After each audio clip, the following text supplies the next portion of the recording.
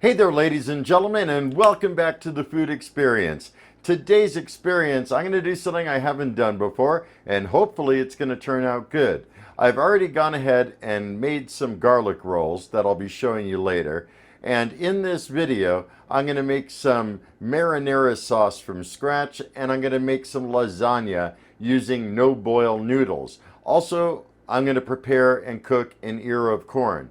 So, without further ado, we really need to prepare the marinara first, and here we go. First, I have a medium-sized white onion. I already peeled it, cut it in half, and now I'm going to kind of quarter it. And same on this side. Next, I'm going to use the chopper bowl of the Ninja Master Prep Pro, and go ahead and put the onion in. If it doesn't all fit, I'll do it in 2 stages. I'm going to go ahead and attach the motor, and let's give it a spin. Should be able to add the rest.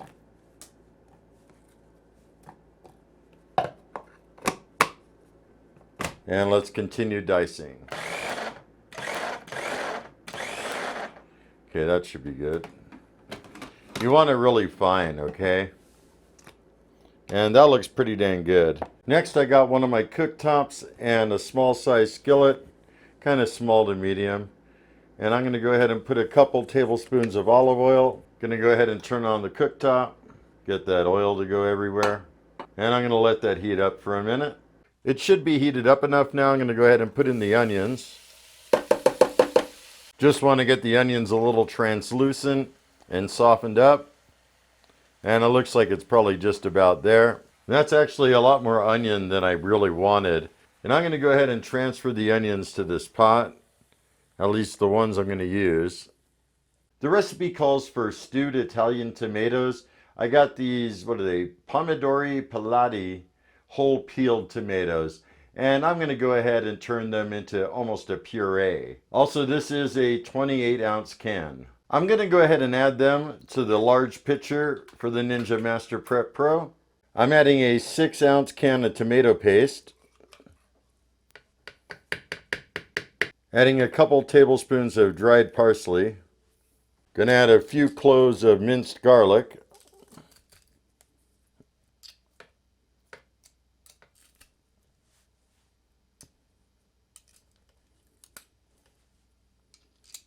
Adding a big pinch of oregano, crumbling it in between my fingers to make sure it's nice and fresh again. 1 teaspoon of salt, teaspoon of black pepper. Gonna go ahead and install the top, put the Ninja motor on, and let it rip.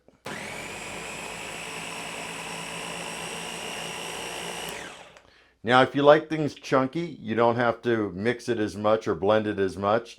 But if you like things smooth, like the way I do, you keep going. Alright, let's take a look at it. Definitely looks nice and smooth, so I'm going to go ahead and remove the blades. Going to go ahead and add the sauce. I'm also adding a cup of water and a teaspoon of chicken bouillon. Going to go ahead and stir it all in together. And I can tell from the smell of it, I might need to add some sugar to get rid of the acidity from the tomato paste. It may be a little bitter. I'm actually smelling it. Gonna go ahead and move this back.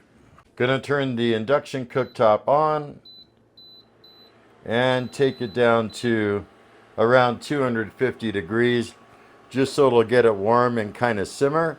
And now what we got to do is prepare some meat. Alright, I have a large skillet. I'm going to add a couple tablespoons of olive oil, and I'm adding a pound of ground beef.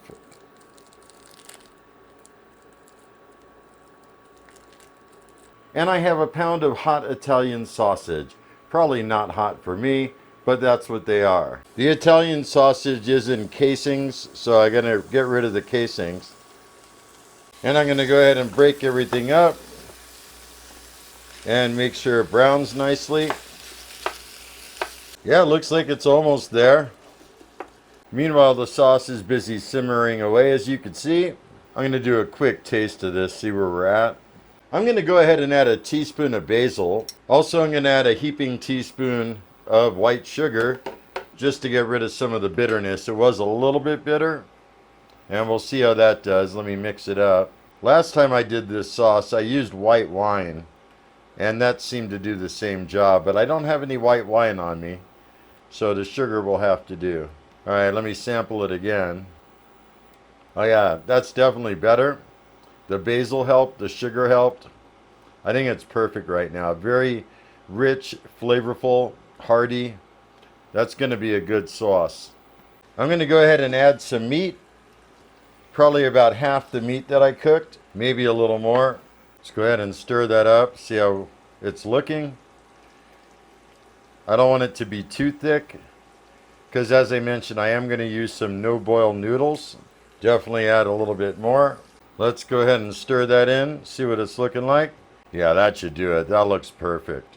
And that's how much I have left that I'm going to add into the lasagna as I'm constructing the layers. I'm going to go ahead and let that simmer for about 20 minutes, and I'll stir it up occasionally. While the sauce is simmering and finishing up, perfect time to preheat the Max. Going to go to oven, leave it in bake mode. I'm going to set the time for like an hour 20 because I need time for the sauce to finish. I'll explain more about that after. And 375 is perfect. And we're going to let it preheat while the sauce is finishing up. Also, while that's going, I'm going to go ahead and grate this block of mozzarella cheese off camera. Time to assemble the lasagna. I'm going to use this Pyrex baking dish, and I'm going to be using these Tuscany oven-ready flat lasagna. First thing I got to do is distribute some meat sauce at the bottom of the pan. Give that a little shake. You want to make sure you have enough to cover the area that the noodles will be in. That should do it. Then I'm going to use 2 of the pastas. And you want to make sure that they're right on the sauce, because otherwise they're not really going to cook through and through. Now I'm going to add a little more sauce on top. Going to go ahead and add some mozzarella cheese. Now I know a lot of people like to use ricotta. I don't like ricotta cheese. Some people use cottage cheese. I don't like cottage cheese either. So I came up with a different idea. There's actually a lasagna restaurant in my area that serves lasagna without any ricotta or cottage cheese. They also serve it the ricotta way, but they also have a non-ricotta option. So that's what I'm basically trying to recreate. I also got some thin cut smoked provolone. That should be good. I'm also going to use some Parmesan. Parmesan's a strong cheese, so I'm not going to add a lot. And then I'm going to add some of the meat that I have left over. Then add some more sauce. Add another layer of noodles. Now I'm going to add a little more sauce on top. Add some more mozzarella cheese. Add some more provolone cheese. A little bit more Parmesan cheese. Add some more of the extra meat that I got. Add some more sauce. And add a top layer of noodles. Gonna go ahead and put some more sauce on top. My first time ever making lasagna, truth be told. But I studied up a bunch of different recipes online. Now we're going to totally layer it with some cheese on top. Use the rest of the mozzarella I got. Add a bit more provolone. And lastly, I'm going to use a little bit more Parmesan cheese than I've been using. There it is, all ready to go. And next you want to take some aluminum foil and cover the dish. And make sure to secure it nice and tight. Even though we're not using air fry mode, you still don't want the foil coming off. And in most cases, you don't want to use foil in air fry mode anyways, because the foil is going to go flying around and definitely cause a problem. But in oven mode, it's perfectly fine. Next, go ahead and open the doors. Going to put it in on the wire rack in the bake 2 position. Close the doors. And now looks like some more time elapsed, so I'm going to set it for 45 minutes. and we're going to let it go. We are getting so close. The lasagna has about 10 minutes left. And what we got to do now, because I'm going to make some corn to go along with this. Also, as I mentioned, I made some garlic rolls. I'm going to use my other air fryer and prepare that. Got the Aobosi air fryer, going to go ahead and turn it on. And going to go ahead and switch it over to bake mode. Change the temperature to 4 1/4. And gonna go ahead and up the time quite a bit just to allow for a preheat. 59 minutes. All right, here we go. I'm not gonna do anything too special with the corn. I'm gonna baste on a generous amount of butter. Gonna apply a little bit of salt. And some black pepper. Gonna go ahead and roll the corn up in aluminum foil. There we go, just like that. So the corn may take 20 to 25 minutes. Meanwhile, over at the Maxx, it's got 4 minutes left. Then I'm going to pull the foil and brown the cheese. Once I put it back in to brown the cheese, that's when I'm going to throw the corn in. All right, looks like the Maxx is done. Going to go ahead and remove it. That's what I'm looking at this point. I'm going to go ahead and throw it back in just to brown the cheese a little bit. There is a little bit of oiliness on top I could see. Could be from the meat or maybe the sauce or I don't know. First time ever doing this. So let's go ahead and put it back in.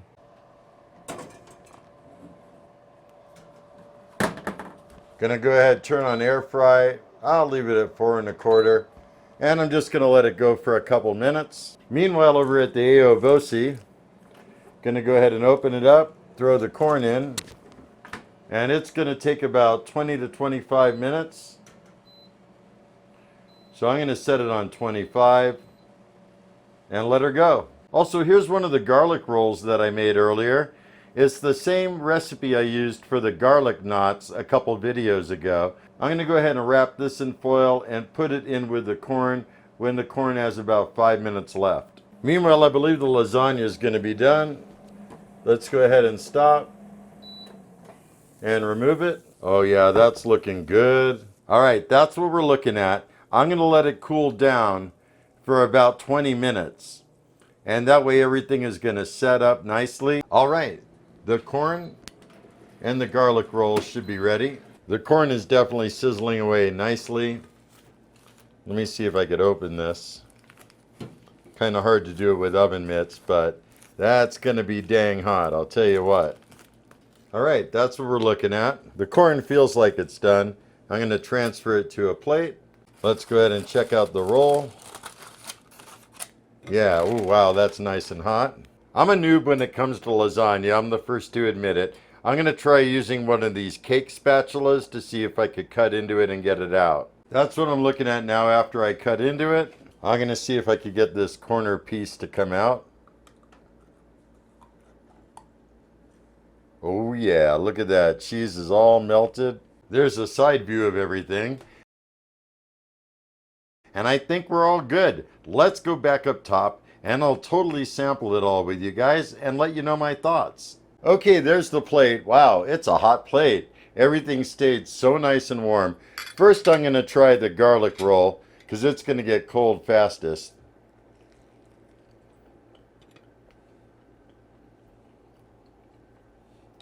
So good. Now I'm going to dig into the lasagna. Oh, that's good. That's really good. The noodles definitely cooked. The Italian sausage definitely is the way to go. It has that certain kind of taste. I don't know if they use fennel when they make Italian sausage, but there's that certain familiar taste. And all that cheese that I put in there, wow, so good. That sauce absolutely goes perfect with it. Now let me try the corn. I'm going to have to set this down. I really need to get some holders for corn. Oh, that's good. That's definitely a sweet corn. So buttery, so full of goodness. It definitely took me a while to make this, but you know what? The reward, this is an awesome homemade meal right here. You know all the ingredients that went into it versus buying something frozen. You know, there's all kinds of ingredients you can't pronounce. Not with this. The browning of the cheese on top, absolutely a win also. It totally has that taste. You know what it tastes like when you have brown cheese. Wow. The roll is so garlicky and buttery. This is definitely something I would make again. So, I think this experience is a total hit. The lasagna, the garlic roll, the corn, everything is perfect. So, what I'll go ahead and do is in the description down below, I'll list the recipe for the sauce and also for the garlic roll, which is actually a garlic knot recipe. Everything else you'll have to follow with my video because I did it all myself, you know. So I think that about does it. So if you can, leave a comment down below with your thoughts. I love hearing from you guys and interacting with you. And if you're new to my channel, don't forget to hit that subscribe button before you leave. I got all kinds of good stuff coming up. So with that said, have a stellar day. Be excellent. And most of all, remember me. I'm KJ Andio, your food experience host with the most. Y'all take care, and I'll see you next time.